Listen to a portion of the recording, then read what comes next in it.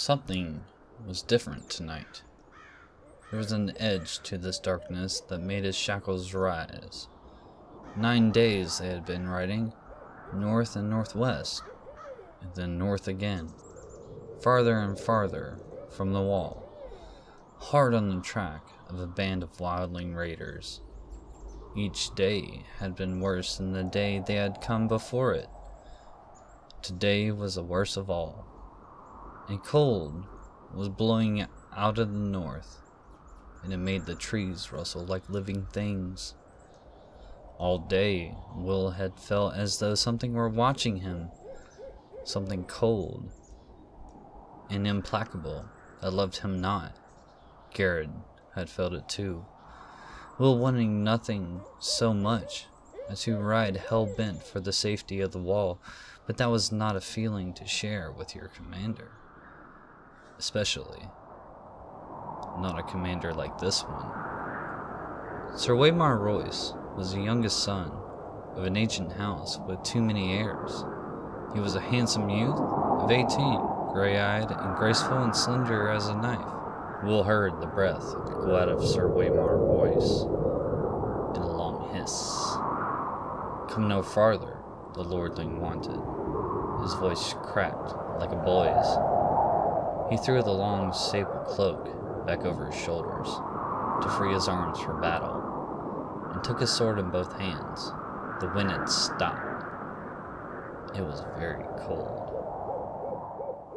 The other slid forward on silent feet.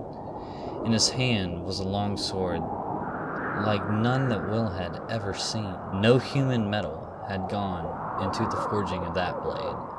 It was alive with moonlight, translucent, a shard of crystal, so thin that it seemed almost to vanish when seen edge on. There was a faint blue shimmer to the thing, a ghost light that played around its edges, and somehow Will knew it was sharper than any razor. Sir Waymar met him bravely.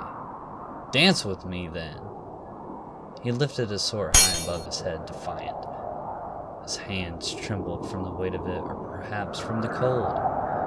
Yet in that moment, Will thought, he was a boy no longer, but a man of the night's watch.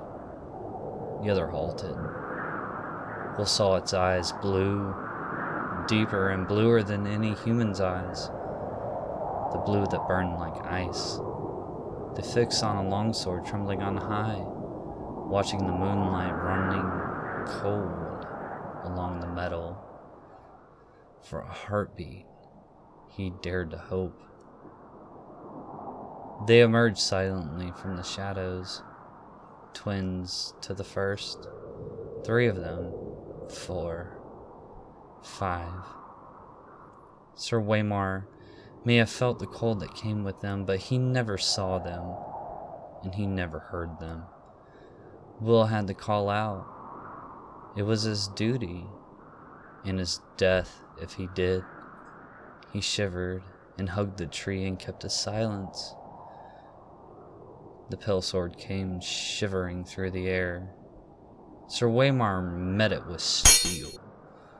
When the blades met, there was no ring of metal on metal, only a high, thin sound at the edge of hearing, like an animal screaming in pain. Royce checked a second blow, and a third, then fell back a step.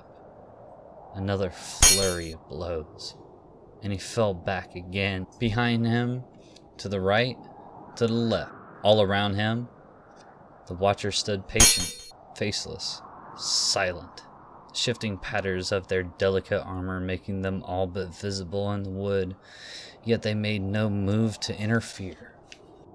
Again and again, the swords met, until Will wanted to cover his ears against the strange, anguished kneeing of their clash. Sir Waymar was panting from the effort now, his breath streaming in the moonlight. His blade was white with frost. The others danced with the pale blue light. Then Royce's parry came a beat too late. The pale sword bit through the ring mail beneath his arm. The young lord cried out in pain. Blood wielded beneath the rings. It steamed in the cold, and the droplets seemed red as fire when they touched the snow. Sir Waymar's fingers brushed his side. His moleskin glove gave away, was soaked with red. The other said something in a language that Will did not know.